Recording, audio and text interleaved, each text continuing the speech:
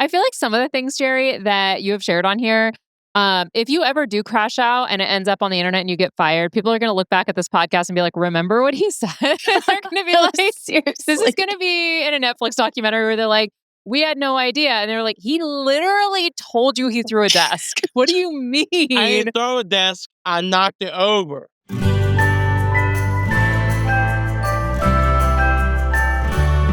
How to survive the classroom.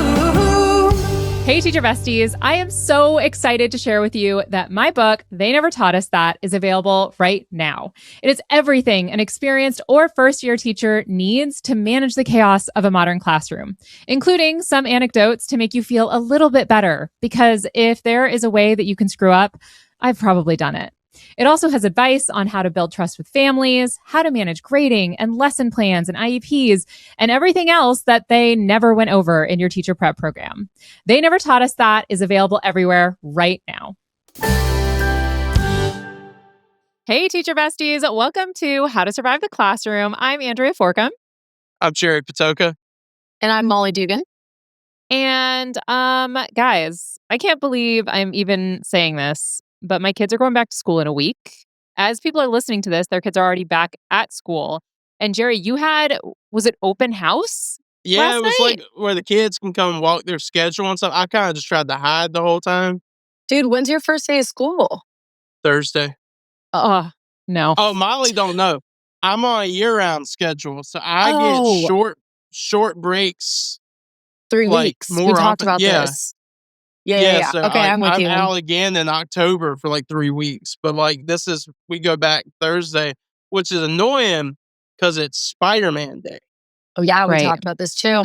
Thursday is Yeah. Spider-Man Day, and I have to go to teach Spider-Man Day. And it's like not an easy day. It's rules and expectations. They have 6 classes. I'm going to have to be on point, do all my like, hey, here's who I am, blah, blah, blah, and then go see Spider-Man. And they have a show that night, and they have to teach Friday, and then I have a show out of town that night, and then Saturday, nothing, show Sunday, nothing Monday, show with Gasper Tuesday, and then show with Gasper out of town on Wednesday, and then show Thursday.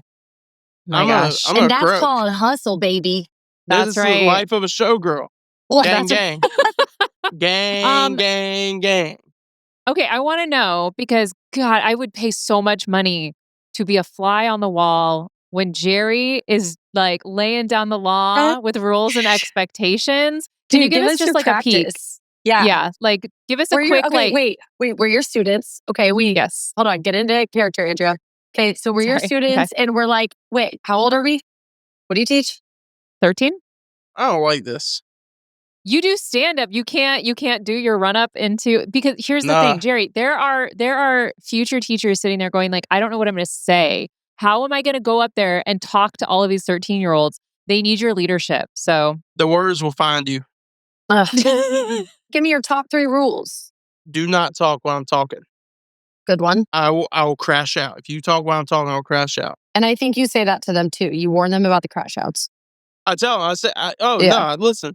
I already told them. So my classroom is on the first floor, right in the middle of the building, like right by the front office. And I'm going to tell them, I said, you want to know the reason because I used to be in a different room down the hallway. I said, you want to know the reason my room's right here in the front now? Because I go crazy. They wanted me to be near the cop. So you I'm scare like, them. Okay, don't so mess with don't me. talk while you're talking.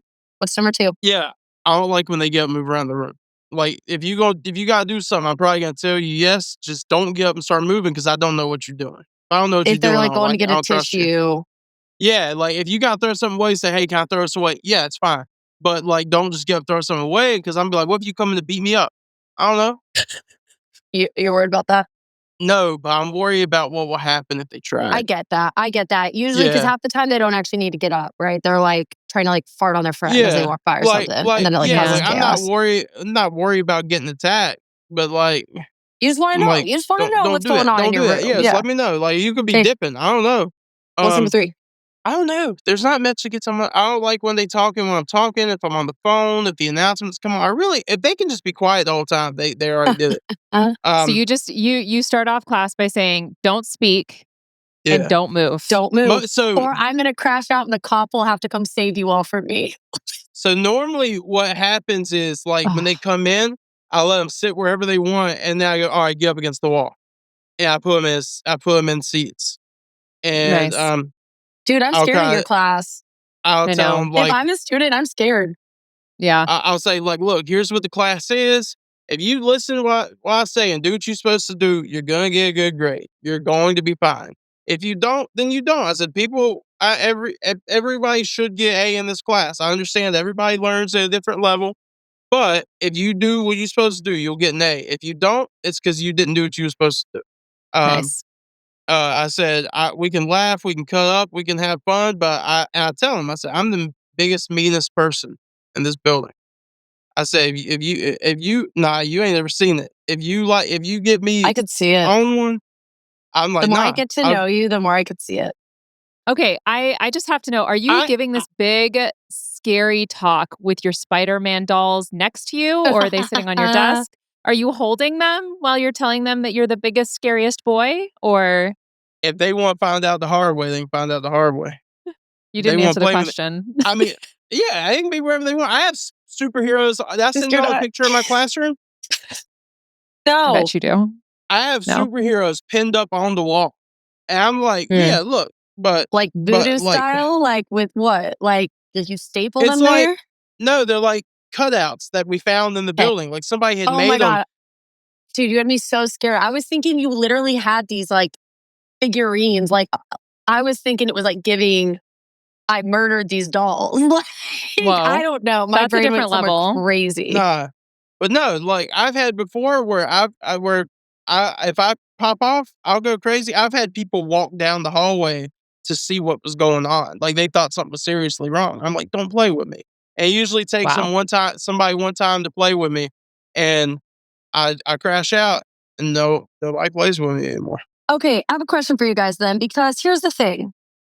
I can do that. I can do the crash out, and I have. But do we think, okay, here, I don't know exactly what my question is. Let me find the words as this thought's coming to me.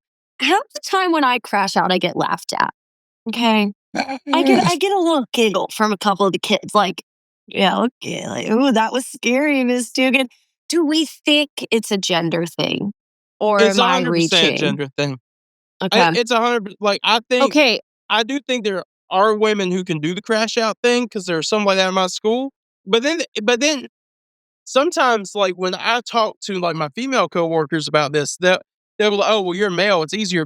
I'm thinking, yeah, but there's also other places like maybe I don't understand. They could be making up for it, and most of the time it's because like some folks just their classroom management ain't on 10.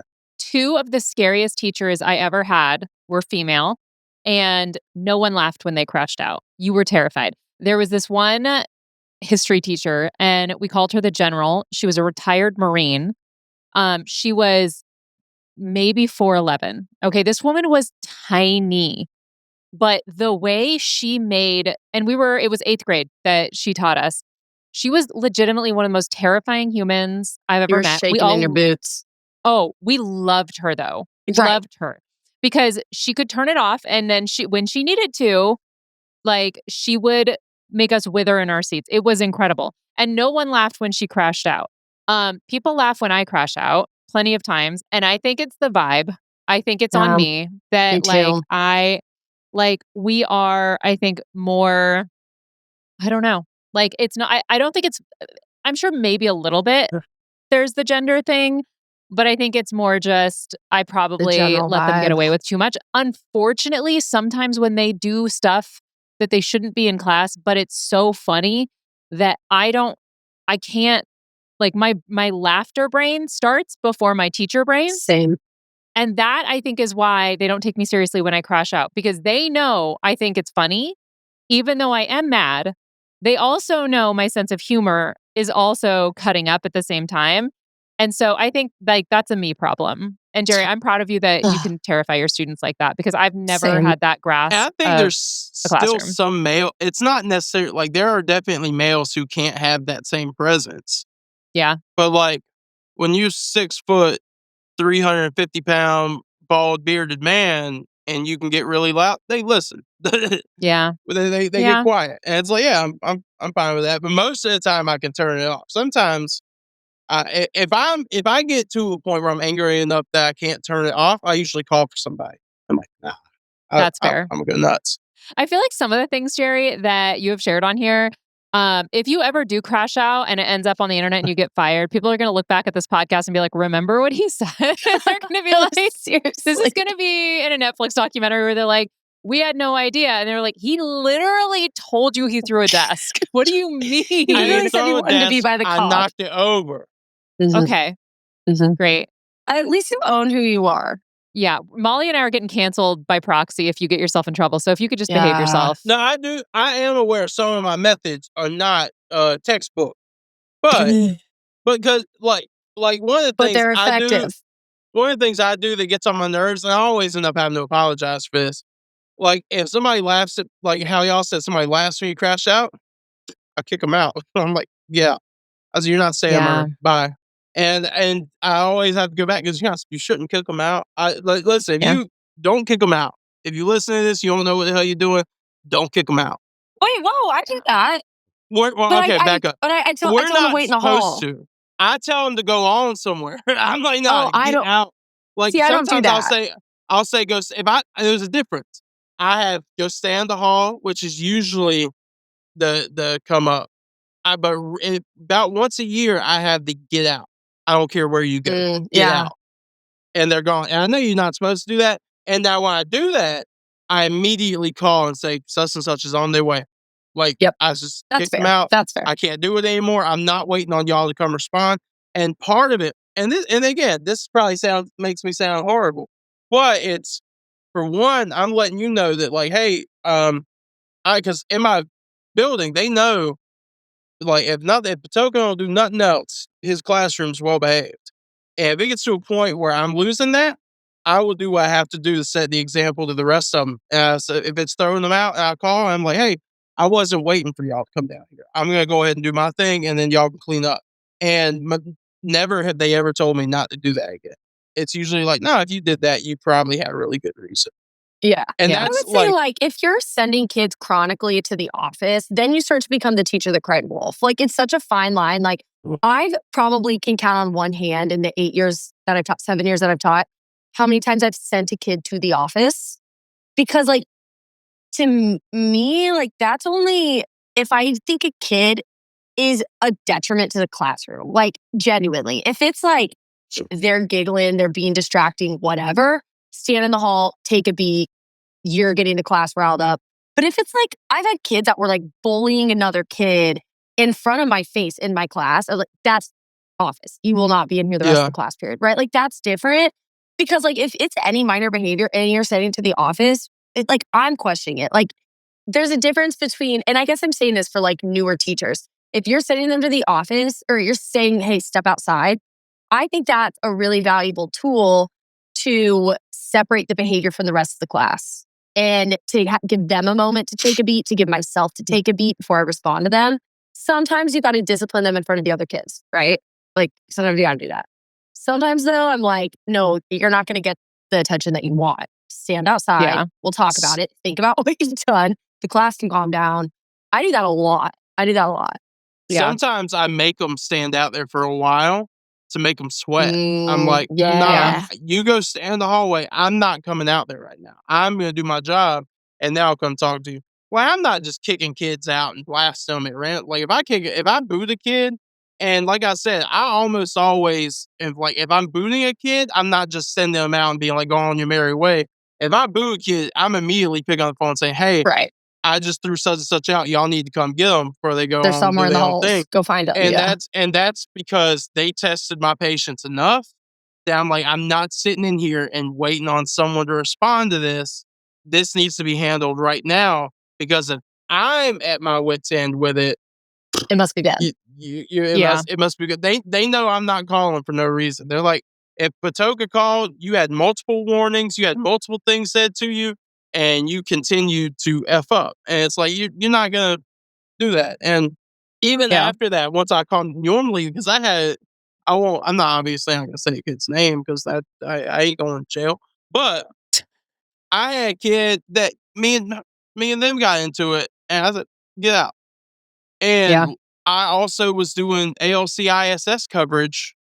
And so when they got sent What out, what? ALC is Alternative Learning Center. ISS is Got it. Okay. ISS. And I was do coverage for that for a period of the day. And they had to see me again later. And I get up there, So you kick them out, and then and they then have to see I you get them again. back, and I go up there, and I'm like, "Do you get what the issue was? If you had just said, Mr. Toka, my bad, you'd have been fine, but you wanted to keep pushing these buttons." And they're like, I ended up went to their admin and said, "Hey, I think this kid is fine. They can go back to class." Like, I think they got the gist of what happened. I think they learned their lesson, and the admin's like, "I trust you." And it's like, "Send them back to class." I walked the kid back to class. I was like, "Yeah, you can go on your merry day, but if you mess this up, like, for one, you're gonna make me look silly. I'm not gonna like that. If I vouch for you after being the one to send you out and you make me look silly," I said, "we're gonna have a problem." But normally what I'll do with something like that is being like, I'm gonna make sure that you get the same percussion or repercussion twice. Repercussion. Yeah, So like, if you was gonna get one day in ISS, you gonna get two now because I gave you a chance and you knew what was up and you still messed it up. Yeah, I had an issue in my first year, especially because I had one teacher that was like, if you need to have a conversation, like a disciplined conversation with the kids, send them to the hallway. Well, the way I did it, the way that I sent them to the hallway was like, I would just say hallway really loud in front of everybody so often that when a kid was cutting up in class, the other kids would start saying hallway, Oh, hallway. no. And sometimes would say it at the same time as me, which fully undercut Yep. all. And then I would be like, well, you have to go to the hallway now too. And everybody, ooh. And then no one's taking it seriously because And then the I'm whole just class like, is in the "Gosh, hall, and dang you're it." like, God, Yes. that's And the then I'm just teaching in the worst. hallway. It was Yeah. awful. And so Yeah. and I also made the massive mistake my first year of telling my students, so stupid, that if they made me laugh, I didn't feel like it would be fair for me to write them up for it. So stupid. So stupid. Like the Yeah. dumbest. It's that's a risky business because Is that I in your laugh book? at everything, dude. I do think I put that in my book I say, I need to somewhere. be in your book. We've all Yeah. done we've all You done messed stuff like that one that. up. I've I done stuff really like did. that. Because at the time, it does make logical sense, right? That if a kid, like, it's unfair to be like, to like give approval of the behavior by laughing and then write them up. But I learned very quickly how much funnier the kids were than I was estimating them to be. And I'm like, this is not good because I do Yep. not have a poker face. I can't be not writing up some of these kids for some of the stuff they're doing. It's crazy, some of the stuff that they would get away with Right. because I couldn't just not laugh. Yeah. And so that was definitely, it was something I had to learn fairly quickly where I was like, okay, no, that's not. Okay. But I also have a question for you guys Mhm. on how guilty I should feel. Because my kids are starting a new school. Their previous school shut down. So they're starting a new school. They've been very nervous about it. I was told a certain calendar date that it was going to start. And yes, Jerry, you're They raising your can just hand. shut schools down? I was kind of thinking Yeah. that. I didn't know that was Yeah, a thing. they can. Yeah, they can when they're I've heard incredibly of it. I don't mismanaged. know when it actually happened. Yeah. And so my kids are starting a brand new school, and they're very nervous about it. And I planned out my vacation with the kids to California.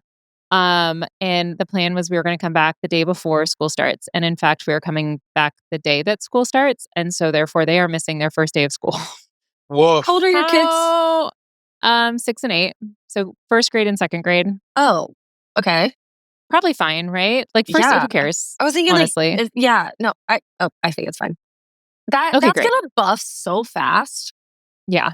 It's fine. I just don't, I'm definitely not telling them though. Because if I do, they're going to be like, wait.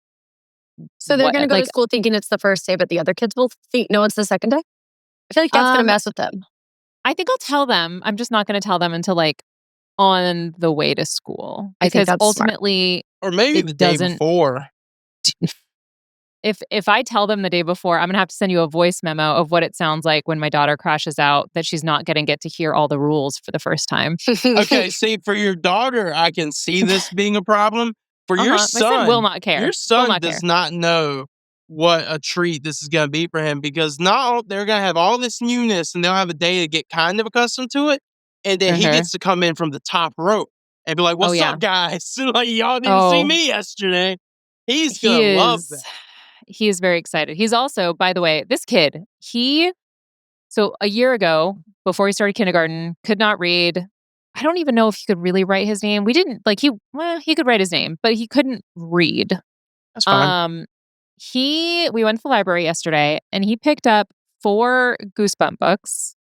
And I'm like, surely not. Like, those are like 4th, 5th grade reading level. I'm like, there's no way, right? Like, I knew he's a strong reader, but I feel like it's not a picture book. Like, there's a picture at the beginning of the chapter. Basically, that's it. Yeah. He sits down and fully is engrossed in reading these Goosebump books already.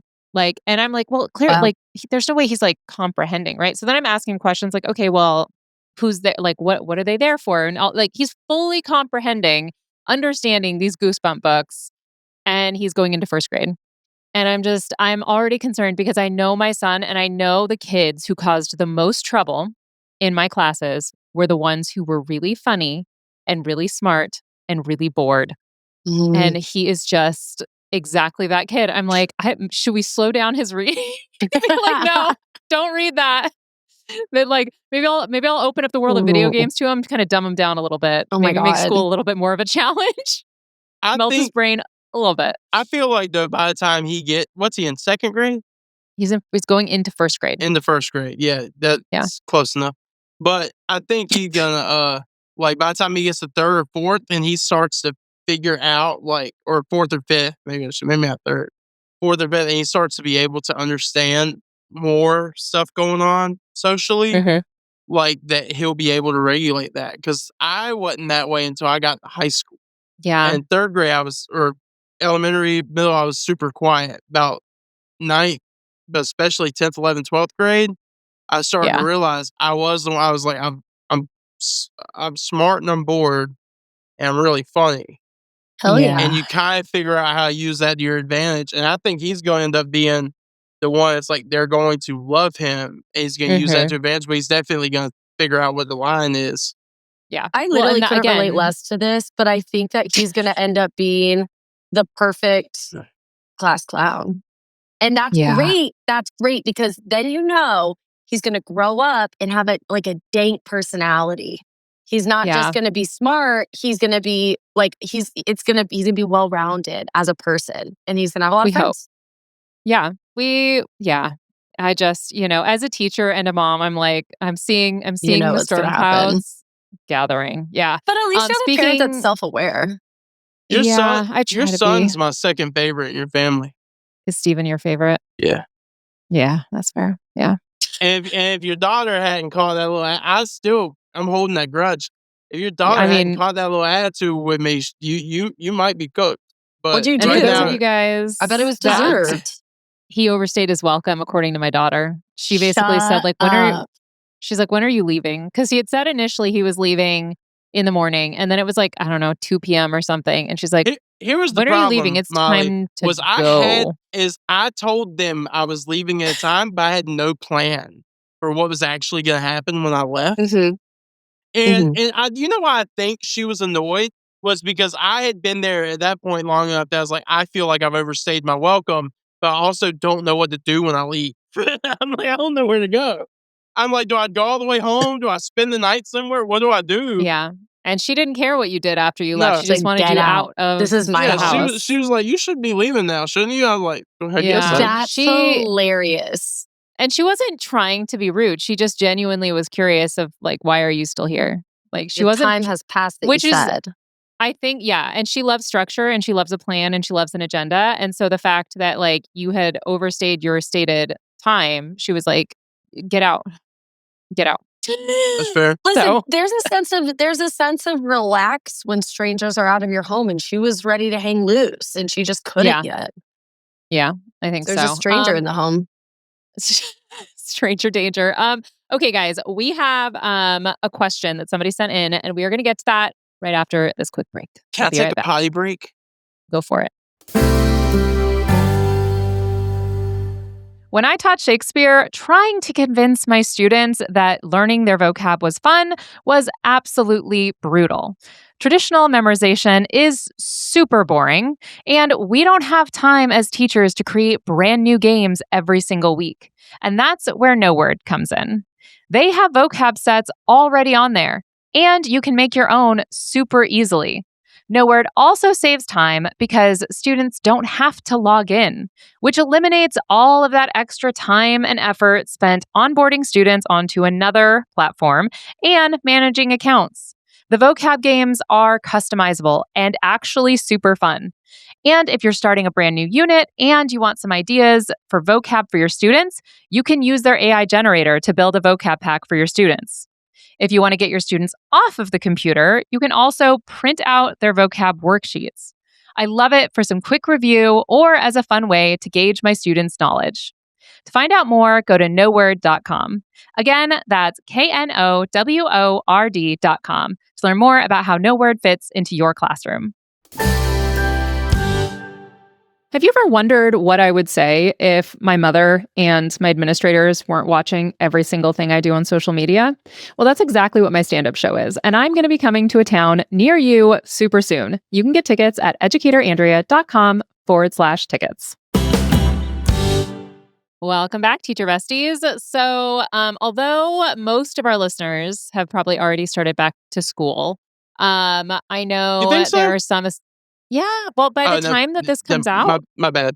we had a question about back to school fears, especially for new teachers. What are some back to school fears or worries that you feel like you could debunk, especially for our new teachers? Because I do remember when I was a baby teacher and I first came in, and I remember I went to check my mailbox, which was of course completely empty, and my hand was shaking because I was so nervous.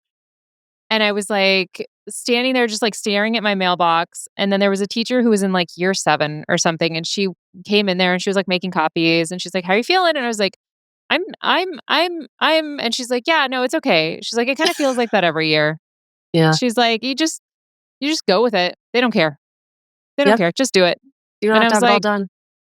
"Oh, well, all right." Because I'm like, I don't have my curriculum set. I don't have my lesson plan set. I don't have all my slides for the month because I had set these Mm-hmm. expectations for myself that were insane. Um, so I think that the advice, and this sounds kind of sad. Your students don't care that much. As much as you care so much more than they do, and they don't know what you had in your head of what it's going to be. And you are holding yourself to a standard that no one else is holding you to. So just chill. It's going to be Yep. fine. Mine, Genuinely, it's going to be fine. can I piggyback off that? Yeah. Okay. Oh my gosh, I had the sweetest little first year teacher DM me, and she sent me this long paragraph the other day, and it like transported me back to my first year teaching. Cause I feel like this summer going in, every day of the summer, I had knots in my stomach because I was like, I literally don't even know what the first unit's supposed to be. Like, I got this job and I don't actually know how to, what am I supposed to be teaching? Like, I don't even know.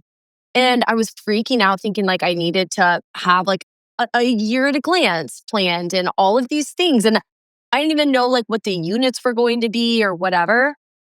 And so I feel like there's so many first year teachers, even though that they're going to hear this and they're going to be already in their like starting or whatever.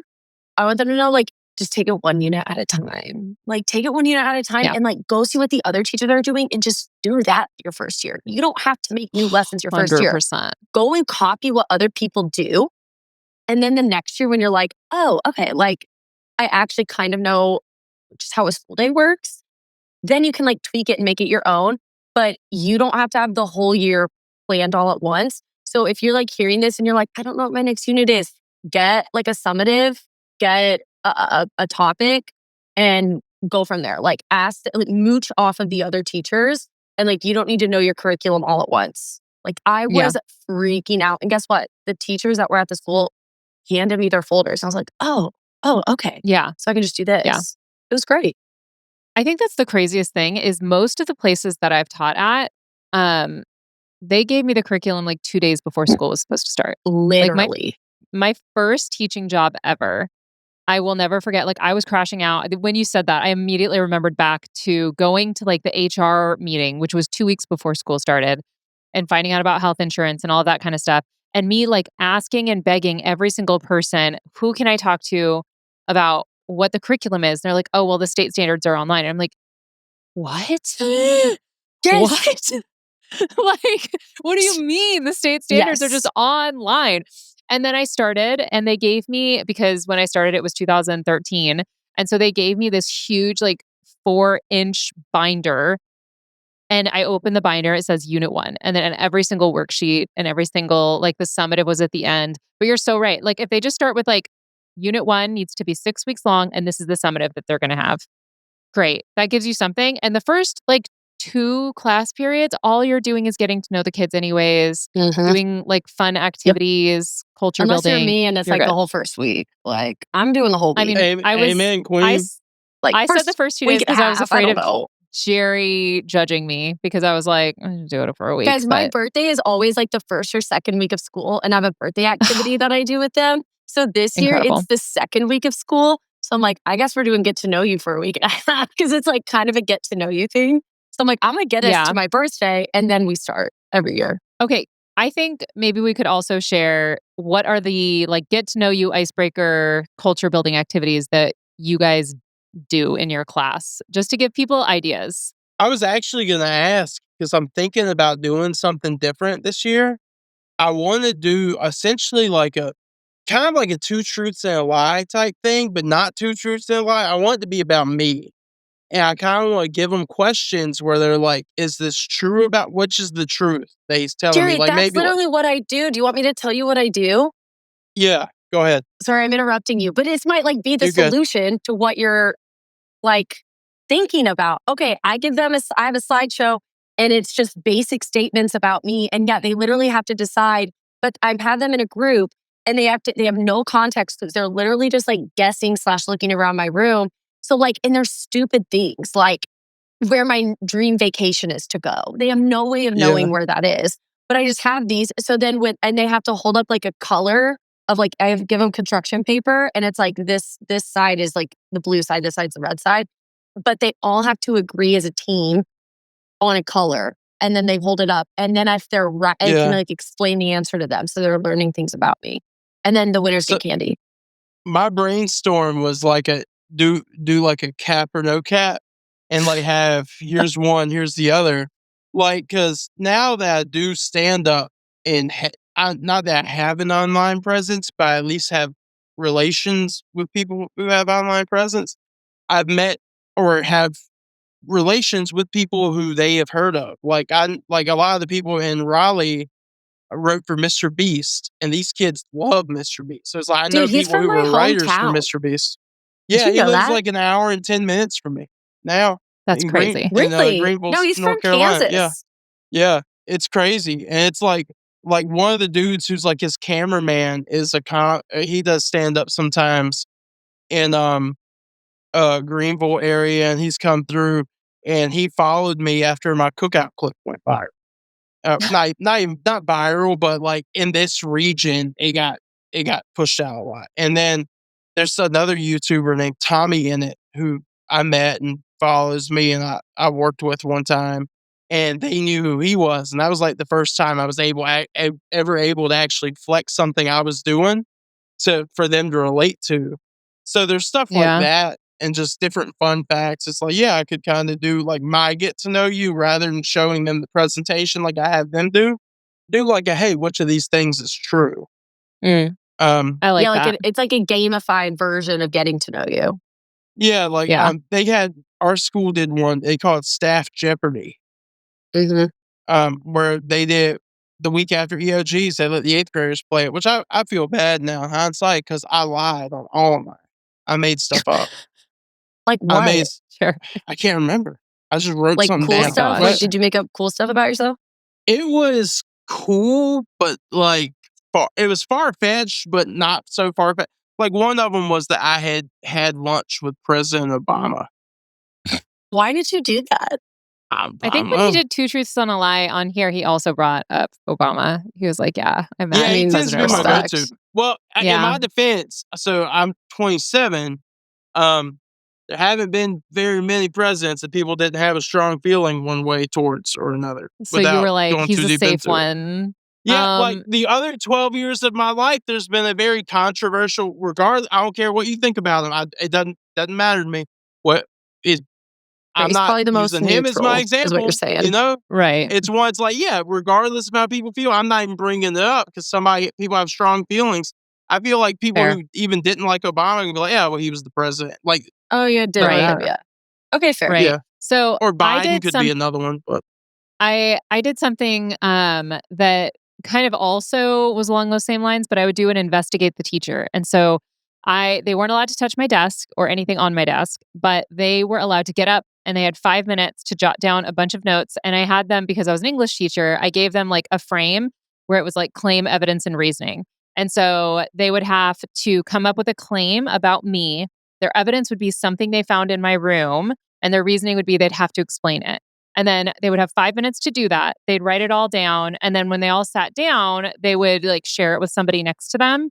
And they would have and then I would have them decide which one they thought was like the stronger of their two. And then they would write it on they would either put a post-it note up, and I would get some of the funniest stuff said about me. And it let me know, number one, like who's more shy, who's a little bit like, who's going to be my jokester, who's going to be like, just going to be very academic with it. And it also kind of allows them to move around because I always like to give them the opportunity to move around so I can see how possible that will be that semester. Because sometimes the classes cannot handle being allowed to move, they'll lose their minds. And sometimes it goes great. We also do a lot of just like fun collaborative type things that are more Mhm. based on getting to know each other than me. So we do this little scribble collage thing where I basically I have one student is facing the board, and I'll have a picture of something on the board. The other student is facing the opposite direction. The student who's facing the board has to describe what's on the projector, and the other kid has to try and draw it. And then they like after 1 minute, they turn around and they see actually what it was, but they're not allowed to say like, oh, it's a dog. They have to say like, okay, it's this thing that has a nose and ears, and it gets them talking to each other and laughing and all that. I have a couple of other ones too, but my goal is always to get them yapping with each other, Yep. comfortable with each other, and kind of Looking showing silly. them, yeah, like allowing them to recognize like it's none of it. Like I want us to take the work seriously, but it's also totally okay to be wrong sometimes. Like it's all right to look a little silly. Nothing is that serious other than Mhm. my cell phone policy. Yeah. That one's serious. that's one thing I want to be better. Like, now that I don't have this cloud over me, and again, this is probably ambitious. Normally, I don't get super ambitious going to school. The only thing I get ambitious about is I'm going to be better about putting in grades. I do Mm. not have a grading system, and I'm terrible at it. But like, I've also lost 50 something pounds since the beginning of last year. Like, I feel better. I can get That's up and awesome. move. Like, I have energy, and I don't have this alternative licensure thing looming over my head anymore. And it's like, And the I can GPA actually and try all and of that. yes, I can try and do stuff now without Yeah. this added stress that I have. Like, it's like all I have to worry about now is teaching and doing stand up. And it's like I don't Yeah. have to worry about being a student anymore either. Um, Yeah. Especially when being a student affects your employment directly. Um, Right. but that's something I've thought about is like how I can uh build more like activities into the class, and just also because we'll sometimes do stuff where it's like I like to let them watch Shark Tank, and they can watch these sales pitches and and understand. Like, I've had gotten them to a point where they can have an opinion on a sales evaluation, like how much they think a company is worth. I'm like, guys, I was not clicking this at your age. I was not clocking what they were saying Right. about how the percentage is related to valuations and whatnot. But Yeah. I want to be able to do more stuff like that. And my curriculum, if I have a semester long class, there's 18 weeks. I think, yeah, 18 weeks. Um, Sometimes I only have 2 or 3 weeks worth of like work and standards from what I can Right. find for my curriculum. So I'm kind of having to make it up as I go along. Yeah. Yeah. I think that's something that new teachers also think they're the only ones that are having to make stuff up as they go. They think everyone else is like locked in. And the reality is the best teachers do have like a skeleton structure for what the year is going to go like, what your summatives are going to be.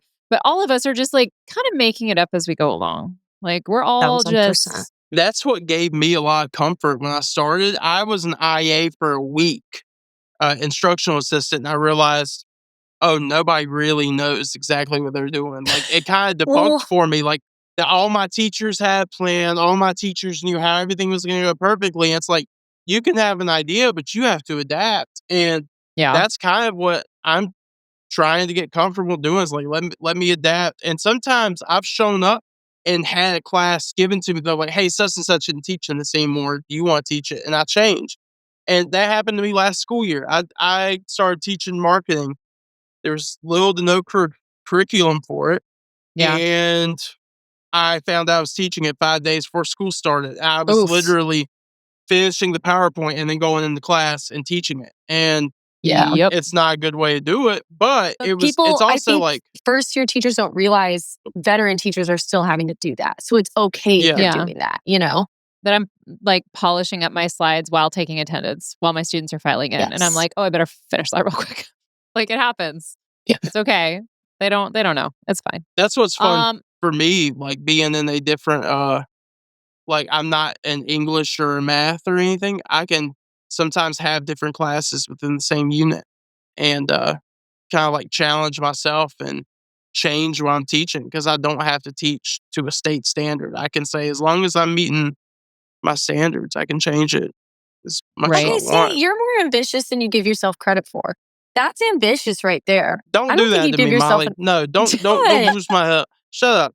Oh, Don't do sorry. All that. right, all right. You're No, right. no, No, you no. suck. Look, Yeah. no, look, no, look. It's all love. Just let me be mid. Let me be mid. Don't Okay. do it. All right. Don't You're do right. that. Because then Don't you do have to that. live up to the standard that you set for yourself. So Yeah, It's no. true. And I that's like to keep the bar dangerous. low, so that way when if I go over that Smart. bar, then they're Everyone's like, so "Yo, I happy. didn't know you You're could do happy. this." I'm like, Yeah, "Yeah, yeah, I yeah. don't want y'all to think I know what I'm doing." I do this. I do that. And listen, I get it. But I also think that people don't realize the difference between elementary and secondary because, and first of all, let the record show. I think being an elementary teacher is so hard. Okay. However, Yeah. curriculum looks very different. A lot of the curriculum at the elementary level, it is very structured because, like, for example, in English, it is the science of reading a lot more, not as much the art of reading in literature. And so it has to be structured. It has to be like following a textbook and the activities. You should, right? Like that is helpful. Yeah. I have never been in a school at the secondary level where a textbook has served English well. It serves something like Agreed. math really well. A textbook has been a resource, or I mean, a tool, not the curriculum, because at that age, it's a lot more of the art of reading and less the science of reading. So a lot of secondary teachers are, they might use the skeletal units of a curriculum, but the Yeah, everyday teaching and practices are so different because I'm like, they might ask two comprehension questions or two questions about that have anything to do with context clues. And that's all the craps that they're getting in that. It's like, okay, yeah. I'm supplementing that with my own stuff. And so like if you're a new teacher coming in and you're like, where's the textbook at the secondary level? Be open-minded to the fact that like a lot of teachers aren't necessarily following that. But if you need that for your first year, great.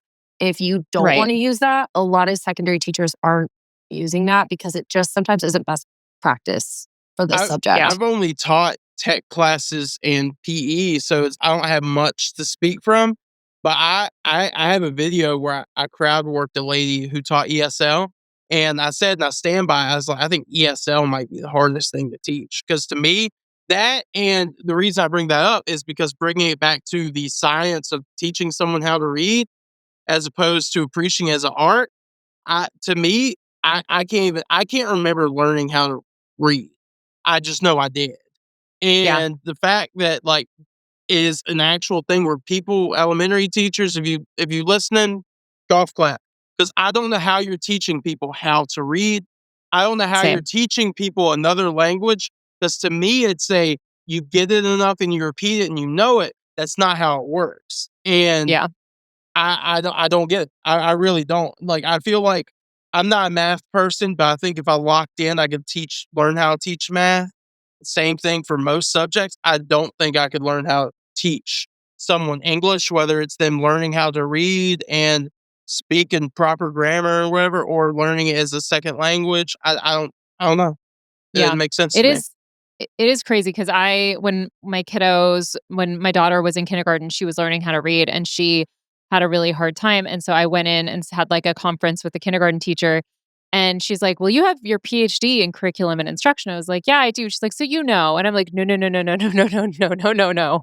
No, no. I don't know.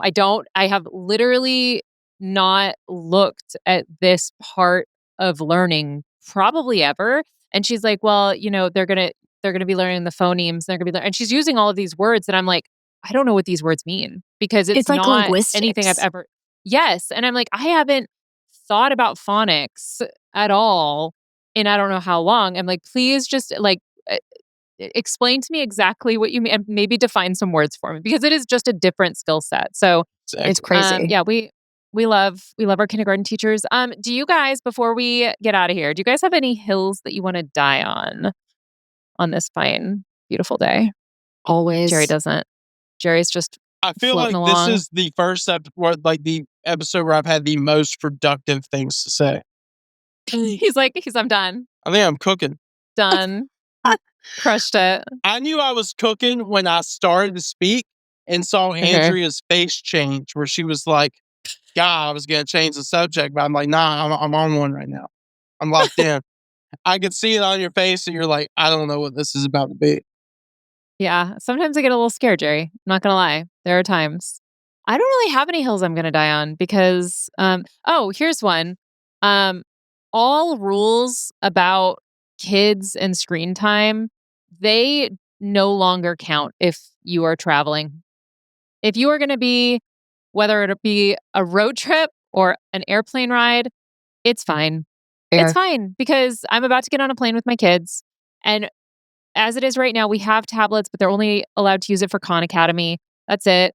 And tomorrow, they're going to get to watch whatever shows, games. There's a couple Lego downloads, like whatever. Vacation. It's vacation. I'm not going to sit there and just like be working the whole time. Like every other person on the entire plane is going to be watching something on their phones, and I am usually very strict about that. But nah, not tomorrow. Tomorrow they're going to get to do whatever, just as a Mhm. gift to everyone on that Southwest flight. You're welcome.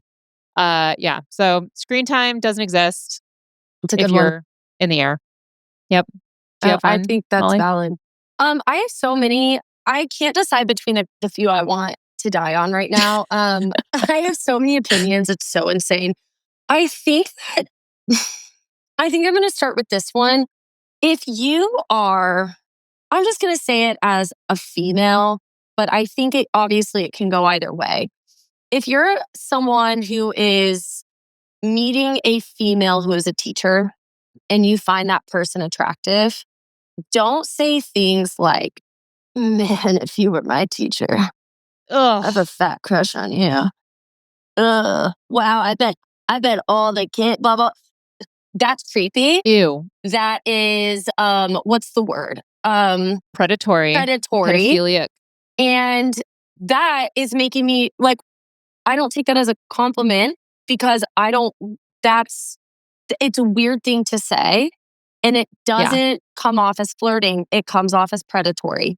So Yeah. don't say that to any teacher ever because we are quite literally there to protect kids from people that make comments like that about them, actually. And Yeah. so saying that to the person that's there to protect the kids is like doubling down on the predatoriness almost. It's like going up to a cop and being like, "Wow, I'm going to commit a crime right in front of your face." Like, you know what I mean? It's giving the same energy. Yeah. It's just gross. And so my hill to die on is literally don't ever say that to any teacher or mentor figure. Yeah. Don't fetishize teachers to a teacher. You summed that up beautifully. Thank you. You're so welcome. That's Yeah, my hill to hard die on agree. today. I 100% agree. That sounds Jerry's like a out there bad in the intro. DMs like, No, if you no, were my listen. teacher. No, I don't do He's that. like, "No, But hear out the boys. Listen. But let's change this to the summer school for boys for a second, Molly. I have a question. Yeah. I do 100% agree with what you said. I'm trying to think of the way to say my next thought without sound like I don't. Sounding weird. If I feel like there are men who, like, if someone does a career and that's someone they're attracted to, there is a career that's attractive to them. Like I, for some reason, end up attracted to people in the medical field a lot. I do not think the medical field's That's why you like attractive. Steven. But yeah, that's why I like Steven. But if I match with a girl, me or girl or whatever, and I think she's attractive and she says she's a teacher, that to me is like extra points. I don't know if that's because I'm in teacher, if Because that's it's because I nurturing. value. Like she's probably nurturing. Yeah, it could You be know? like valuing, like I value the traits that a teacher would have, and knowing that you being a teacher could correlate with you having those traits. In addition to whatever I already felt about you, that could Be extra. enhance it. Do you think there's a Right. right way to approach saying something like that? Do you think you keep that to yourself? Like, how do you like? Okay. That's a very different thing than what you were saying. Is creepy. I feel. Uh-huh. If I'm wrong, I correct? think what you're saying is fine. I think that's totally fine. I think, especially because like, okay, let's just talk about like our society, right? Like it's a female dominated field for historic reasons and all the things and blah, blah, blah. And the thought of working with children is naturally going to, we're going to associate that with women and nurturing and being mothers and whatever. Okay. Like that's just our society. That's whatever, all Yeah. the connotations. And so I think saying like, oh, like you must be a caring person, like that sort of thing, fine.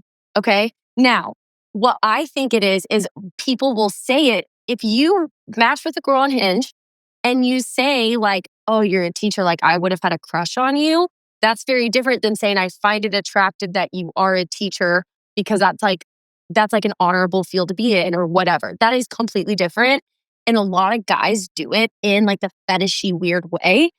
And Yeah. here's the thing, like I can understand that, like when I was in school, I remember there was a male teacher. He was like a young guy, hot. He was hot. Okay. Now, like my friends and I as high schoolers crushed on him. Okay. I think that that's normal for young kids. It's no different than crushing on an older celebrity, right? Like whatever. It's weird to now be an adult Yeah. and go back to that.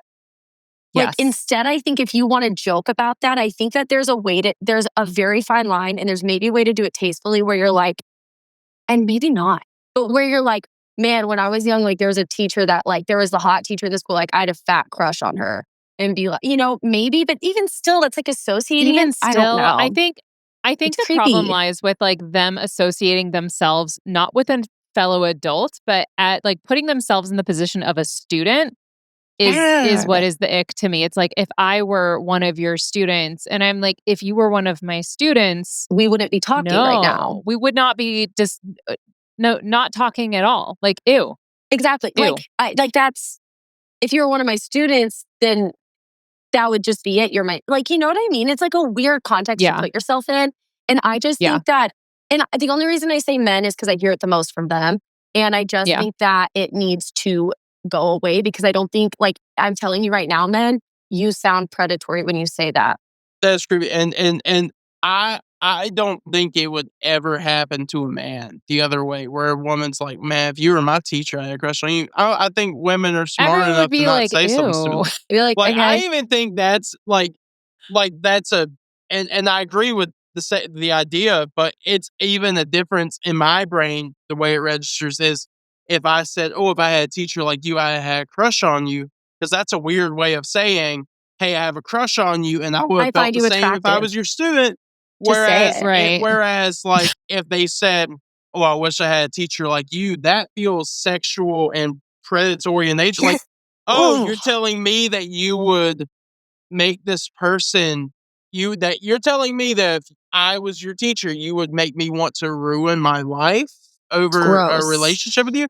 Like that's gross. Even that is like Just above saying, "Oh, if you're my teacher, I have a crush on you." To me, even though they're both weird, this one's like, "Yeah, that was weird. Probably shouldn't have said that." This one's like, "Yeah, that was creepy, bro." Like, And then what do you that expect me makes to sense. reply other than you? Like, what am I supposed to Yeah, right. say like, back to that? and Be like, that's yeah, I'd love that. Like, Ugh. thank you? I No.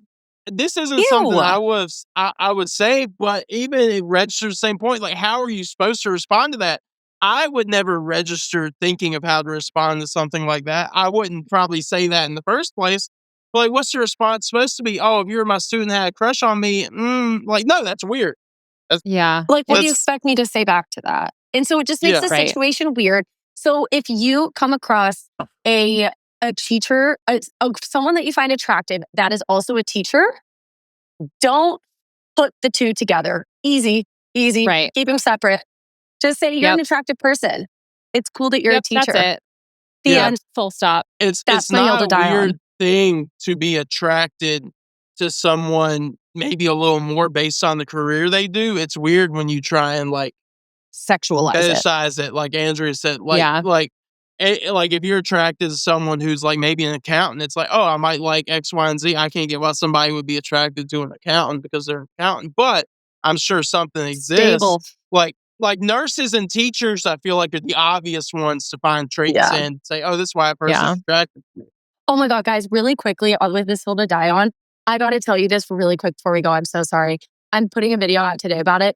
The other day, someone of the male species described to me as sturdy. He said, "You're a sturdy girl, huh?" And you said in response to that, I said, I didn't. I gave him a look. I said, and he goes, no.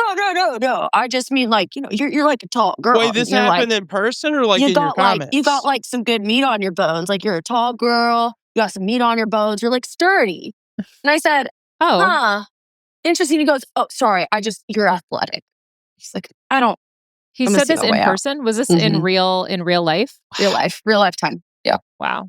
I will, and we can end on this. My sweet, wonderful husband, early on in our marriage, we were talking about cheerleading because I had tried out to be a cheerleader when I was in middle school, only once. Very traumatic experience. We got to hear about that next time. We can open next time with that. But I was like, I feel like maybe if I kept going, I could have tried to become a cheerleader. And my husband said, yeah, maybe as a base. Which is a crazy pull. And there was like that beat where I said, what? And he's like, wait, no, that's not, no. And he's like, no, because you're like tough. And I'm like, you're done. He's like, I logicked too hard. You're done. And we've been married now for, I don't even know how many years, like 18 years. And it was like at year 3. And I remind him often, like something will happen. I'll be like, well, maybe as a base. Am I right? As you should. That's funny. Yeah. For the That's rest as of a his days. base. Forever. Let me tell you, listen, Molly, if that ever happens again, be like, you want to see something sturdy and show him a picture of me. I'm sturdy as hell. Like, You know what? I'm on the ground. So Like, like, this is You're stable. Big Dog Jerry over here. I'm stable. Every Oh, girl wants like, someone stable. stable. My gravity is insane. Yeah. I am rooted. I like that. My love gravity it. is insane. You need to put that in your stand-up set, Jerry. My gravity is My insane. gravity is a really funny insane. bit. All right, guys. If you have thoughts about what we talked about today, you can contact us, Andrea at human-content.com, or you can contact me at Educator Andrea and Jerry at I am at Comedy by GP on TikTok and Instagram. You can find me at miss.dugan1 on Instagram and TikTok. Nice. And you can catch the full video episodes up every week on YouTube at Educator Andrea. Thank you so much for listening. I'm your host, Andrea Forkham. I'm Jerry Patoka. And I'm Molly Dugan. And our executive producers are Andrea Forkham, Aaron Corney, Rob Goldman, and Shanti Brooke. Our editor is Andrew Sims. Our engineer is Jason Pertizo. Our music is by Omer Ben-Zvi. To learn more about how to survive the classroom's program, disclaimer, and ethics policy, and submission, verification, and licensing terms, you can go to podcasterandrea.com. How to Survive the Classroom is a human content production. How to survive the classroom.